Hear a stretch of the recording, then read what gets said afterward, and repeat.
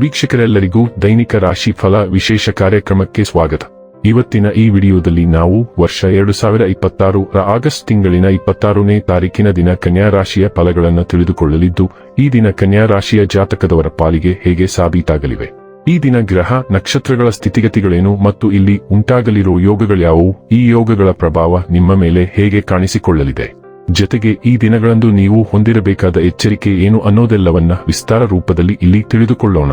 ಮಾಹಿತಿ ತಿಳಿದುಕೊಳ್ಳುವುದಕ್ಕೂ ಮುನ್ನ ನಮ್ಮ ವಿನಂತಿ ಎಂದರೆ, ನೀವಿನ್ನೂ ನಮ್ಮ ಚಾನೆಲ್ ಸಬ್ಸ್ಕ್ರೈಬ್ ಮಾಡಿಲ್ಲವೆಂದರೆ ದಯವಿಟ್ಟು ಈಗಲೇ ನಮ್ಮ ಚಾನೆಲ್ ಅನ್ನು ಸಬ್ಸ್ಕ್ರೈಬ್ ಮಾಡಿ. ಹಾಗೆ ನಿರಂತರ ವಿಡಿಯೋ ಅಪ್ಡೇಟ್ಸ್ಗಳಿಗಾಗಿ ಪಕ್ಕದ ಬೆಲ್ ಐಕಾನ್ ಕ್ಲಿಕ್ ಮಾಡಿ. ವೀಕ್ಷಕರೇ, ಈ ದಿನವು ಬುಧವಾರದ ದಿನವಾಗಿರಲಿದ್ದೆ. ಈ ದಿನದ ಕನ್ಯಾ ರಾಶಿಯ ಫಲಗಳ ಕುರಿತು ನೋಡುವುದಾದರೆ, ಅದೃಷ್ಟವನ್ನು ಅವಲಂಬಿಸಬೇಡಿ, ನಿಮ್ಮ ಆರೋಗ್ಯ ಸುಧಾರಿಸಲು ಪ್ರಯತ್ನಿಸಿ, ಏಕೆಂದರೆ ಅದೃಷ್ಟವು ಒಂದು ಸೋಮಾರಿ ದೇವತೆಯಾಗಿದೆ. ಯಾವುದೇ ಹಳೆಯ ಸ್ನೇಹಿತ ಇಂದು ನಿಮ್ಮ ಬಳಿ ಹಣವನ್ನು ಕೇಳಬಹುದು. ನೀವು ಅವರಿಗೆ ಸಹಾಯ ಮಾಡಿದರೆ ನಿಮ್ಮ ಆರ್ಥಿಕ ಪರಿಸ್ಥಿತಿ ಸ್ವಲ್ಪ ತೊಂದರೆಗೊಳಗಾಗಬಹುದು. ಹಳೆಯ ಸಂಪರ್ಕಗಳು ಮತ್ತು ಸಂಬಂಧಗಳ ಪುನಶ್ಚೇತನಕ್ಕೆ ಒಳ್ಳೆಯ ದಿನ. ಇವತ್ತು ಡೇಟ್ಗೆ ಹೋದಲ್ಲಿ ವಿವಾದಾತ್ಮಕ ವಿಷಯಗಳನ್ನು ಕೆರಕುವುದನ್ನು ತಪ್ಪಿಸಿ.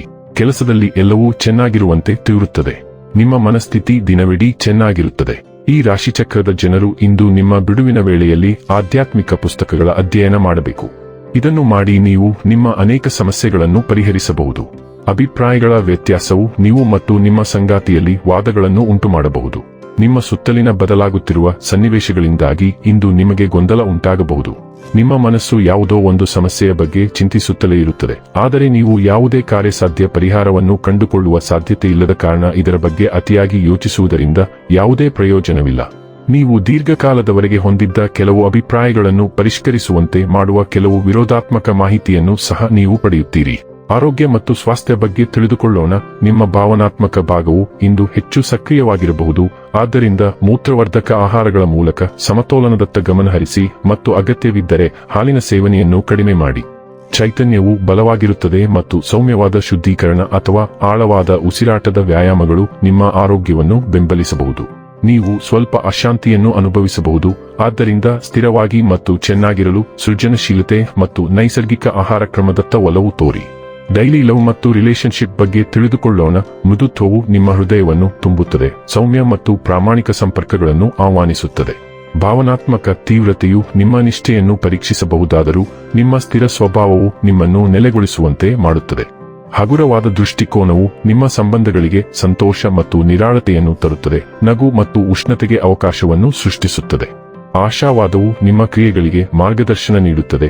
ಪ್ರೀತಿ ಸ್ವಾಭಾವಿಕವಾಗಿ ಬೆಳೆಯಲು ಸಹಾಯ ಮಾಡುತ್ತದೆ ಮತ್ತು ಆಳವಾದ ಹೆಚ್ಚು ಅರ್ಥಪೂರ್ಣ ಬಂಧಗಳಿಗೆ ದಾರಿ ತೆರೆಯುತ್ತದೆ. ವೃತ್ತಿ ಮತ್ತು ಹಣ ಬಗ್ಗೆ ತಿಳಿದುಕೊಳ್ಳೋಣ. ಸೃಜನಶೀಲ ಕಿಡಿಗಳು ನಿಮ್ಮ ಕಾರ್ಯಗಳ ಬಗೆಗಿನ ವಿಧಾನವನ್ನು ಹೆಚ್ಚಿಸುತ್ತವೆ, ದಿನನಿತ್ಯದ ಕೆಲಸಗಳನ್ನು ಸಹ ಪ್ರೇರೇಪಿಸುತ್ತವೆ.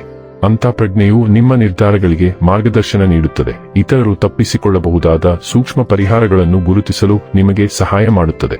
ಮಹತ್ವಾಕಾಂಕ್ಷೆಯು ಪ್ರಭಾವಶಾಲಿ ಪ್ರಗತಿಗಳಿಗೆ ಕಾರಣವಾಗಬಹುದು, ಆದರೂ ಈ ಪ್ರಕ್ರಿಯೆಯಲ್ಲಿ ನೀವು ಗೆಳೆಯರೊಂದಿಗೆ ಸಂಪರ್ಕ ಕಡಿತಗೊಂಡಂತೆ ಭಾವಿಸಬಹುದು. ಶಕ್ತಿಯ ಮಟ್ಟಗಳು ಕುಸಿಯಬಹುದು. ಇದು ನಿಮ್ಮ ಗಮನ ಮತ್ತು ಸ್ಪಷ್ಟತೆಯ ಮೇಲೆ ಪರಿಣಾಮ ಬೀರುತ್ತದೆ. ಸ್ಥಿರವಾದ ಆವೇಗವನ್ನು ಕಾಪಾಡಿಕೊಳ್ಳಲು ಮತ್ತು ಮಾನಸಿಕ ಅಥವಾ ದೈಹಿಕ ಭಸ್ಮವಾಗುವುದನ್ನು ತಪ್ಪಿಸಲು ವಿಶ್ರಾಂತಿ ಮತ್ತು ಆರೋಗ್ಯಕ್ಕೆ ಆದ್ಯತೆ ನೀಡಿ.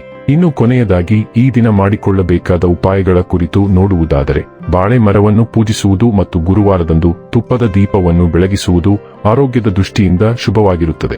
ವೀಕ್ಷಕರೇ, ಇದಾಗಿತ್ತು ಕನ್ಯಾ ರಾಶಿಯ ಜಾತಕದವರ ದೈನಿಕ ರಾಶಿ ಫಲದ ಮಾಹಿತಿ ಇಷ್ಟವಾದರೆ ವಿಡಿಯೋವನ್ನು ಲೈಕ್ ಮತ್ತು ಶೇರ್ ಮಾಡಿ. ಹಾಗೆ ಚಾನೆಲ್ ಸಬ್ಸ್ಕ್ರೈಬ್ ಮಾಡುವುದರ ಜೊತೆಗೆ ನಿರಂತರ ವಿಡಿಯೋ ಅಪ್ಡೇಟ್ಸ್ಗಳಿಗಾಗಿ ಪಕ್ಕದ ಬೆಲ್ ಐಕಾನ್ ಕ್ಲಿಕ್ ಮಾಡಿ.